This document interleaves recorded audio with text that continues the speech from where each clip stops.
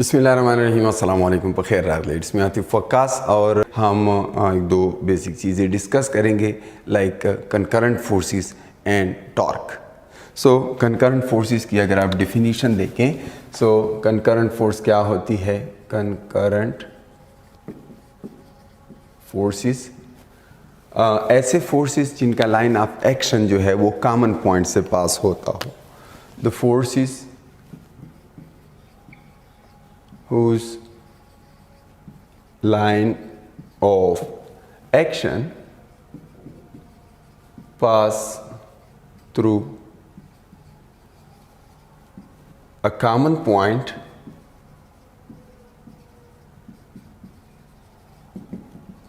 are called concurrent forces.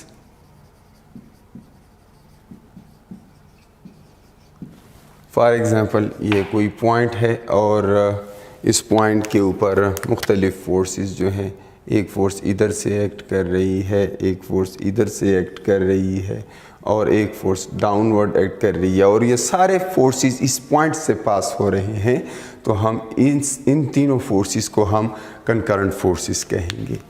और फिर इस तरह जो है हमारे पास टार्क है। टार्क क्या होता है? हमने ऑलरेडी क्रॉस प्रोडक्ट के मुतालिक पिछले लेक्चर में तफसील से बात की है। टॉर्क जो है, torque is angular analog of force. ये जिस तरह लीनियर मोशन में फोर्स होता है, एंगुलर मोशन में टॉर्क होता है, तो हम ये कह सकते हैं कि it is the angular force. The angular analog of force is called torque. Mathematically it's the cross product or the vector product of moment arm and the force vector. force vector और movement arm के दरमियान cross product या vector product. Cross product या vector product के मुतालिक हम previously already बात कर चुके हैं। तो अगर मैं यहाँ पे लिखूँ टार्क, जिसके लिए सिंबल टा यूज़ होता है, टा इक्वल्स आर क्रॉस एफ। चूँकि ये वेक्टर्स हैं, इसके ऊपर एरो डालेंगे एंड इसका रिज़ल्ट भी एक वेक्टर है। लेकिन याद रहे टार्क जो है it is an axial vector. Axial vector. अब एक्सियल वेक्टर क्या होता है? ऐसा vector that is perpendicular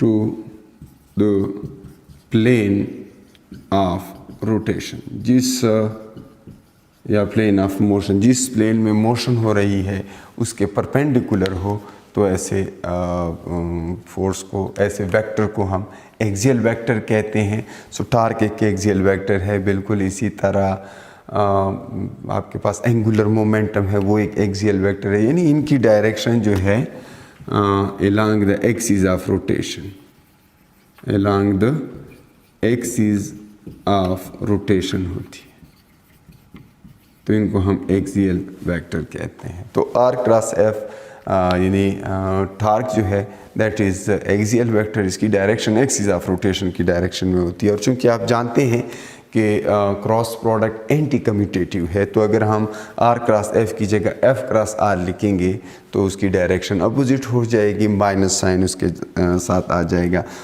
for example ये मोमेंट आर्म है आर और इस डायरेक्शन में आप फोर्स लगाते हैं एफ, तो आर क्रॉस एफ से इस फोर्स की जो डायरेक्शन होगी, चूँकि हम पहले भी डिस्कस कर चुके हैं कि जब दो वेक्टर्स के दरमियान का एंगल लेना है तो वो उनकी डायरेक्शंस के दरमियान का एंगल होता है। तो फोर्स को इधर लिखने की बजाय मैं इधर ड्रा करूँगा, वहाँ से काट के यहाँ पे पेस्ट कर लेते हैं, यहाँ पे, यहाँ से वो ख़त्म हो जाएगा, ये एफ हो जाएगा।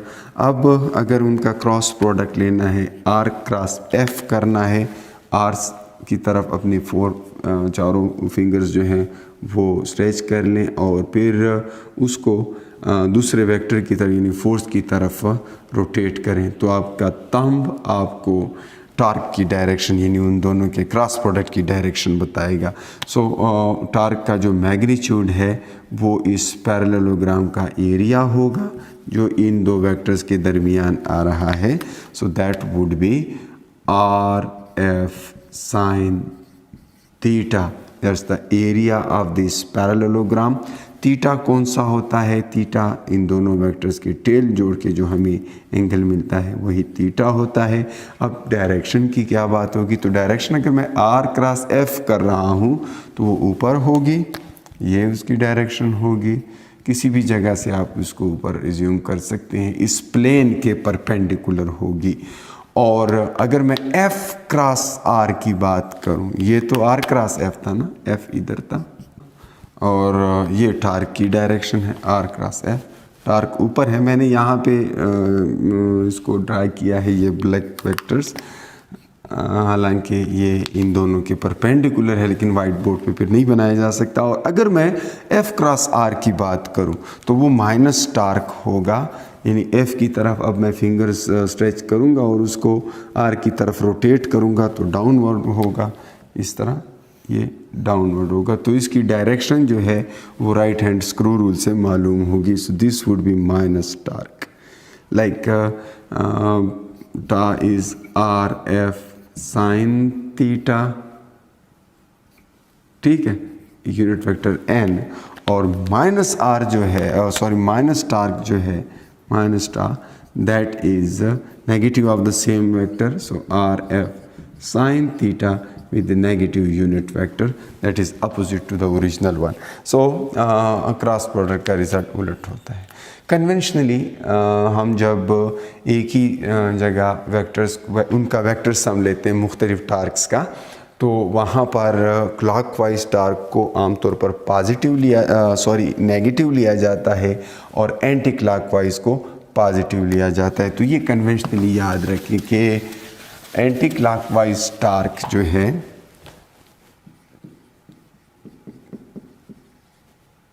एंटी क्लॉकवाइज टार्क पॉजिटिव लिया जाएगा और क्लॉकवाइज टार्क हम नेगेटिव एज्यूम करेंगे। ये है क्लॉकवाइज, ठीक है ना। तो इसके आगे ज़रूरत पड़ेगी जब हम कंडीशन ऑफ इक्विलिब्रियम को डिस्कस करेंगे।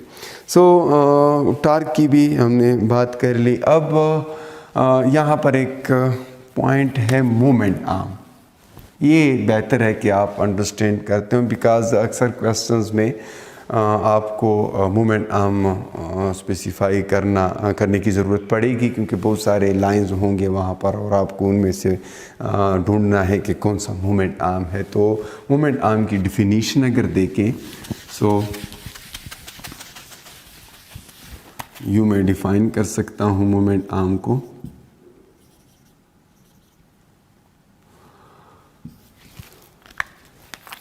it is the perpendicular distance,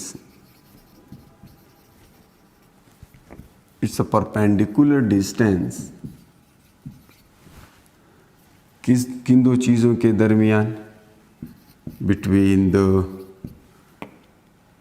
axis of rotation, axis of rotation, वो एक्सिस जिसके गिर्द रोटेशन हो रही है, and the line of action of force और फोर्स के लाइन ऑफ एक्शन और एक्सिस ऑफ रोटेशन के दरमियान का जो डिस्टेंस होता है, परपेंडिकुलर डिस्टेंस, उसको हम मोमेंट आर्म कहते हैं। फॉर एग्जांपल मैं एक नट बनाता हूँ, ये एक नट है, इसका ऊपर का व्यू हमें नज़र आ रहा है, किसी सरफेस में लगा हुआ है, एक नट है इस तरह किसी सरफेस में लगा हुआ है, और मैं इसके साथ मैं कोई स्पेनर उठाता हूँ, कोई स्प्रेंच वगैरह, ठीक है, और वो इसके गिर्द ऐसे लगा लेते हैं और मैं चाहता हूँ कि मैं इस नट को ओपन कर दूँ, ठीक है। अब मेरे पास ऑप्शन है फोर्स लगाने की। मैं किस डायरेक्शन में फोर्स लगाता हूँ, इधर फोर्स लगाऊँ, इधर फोर्स लगाऊँ, इधर फोर्स लगाऊँ, इधर फोर्स लगाऊँ, यानी मेरे पास ऑप्शन मौजूद है, मैं किसी भी डायरेक्शन में फोर्स लगा सकता हूँ। लेकिन इससे फ़र्क क्या पड़ेगा, फोर्स की डायरेक्शन अगर मैं चेंज करूँगा, फॉर एग्जांपल मैं इधर फोर्स लगा रहा हूँ, इस F1, F2 और F3, इन तीनों की वजह से टार्क डिफरेंट होगा।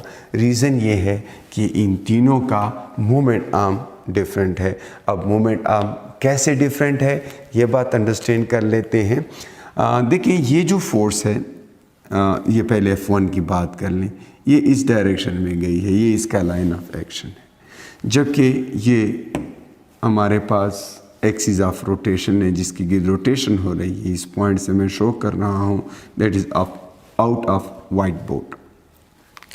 तो एक ये लाइन है एक्सिस ऑफ रोटेशन और एक ये है line of action of force, और इन दो के दरमियान एक परपेंडिकुलर डिस्टेंस है। So that is actually this perpendicular distance which is perpendicular this line as well as perpendicular to the line of axis of rotation।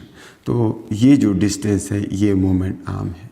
ये इस पर्टिकुलर केस में पहले फोर्स के लिए इसको मैं R1 कह दूंगा। अब दूसरे फोर्स का मोमेंट आर्म देखना है तो दूसरे फोर्स का लाइन ऑफ एक्शन पहले ड्रा कर लें। ये जो फोर्स है ये आगे इस तरफ गई हुई है, ठीक है।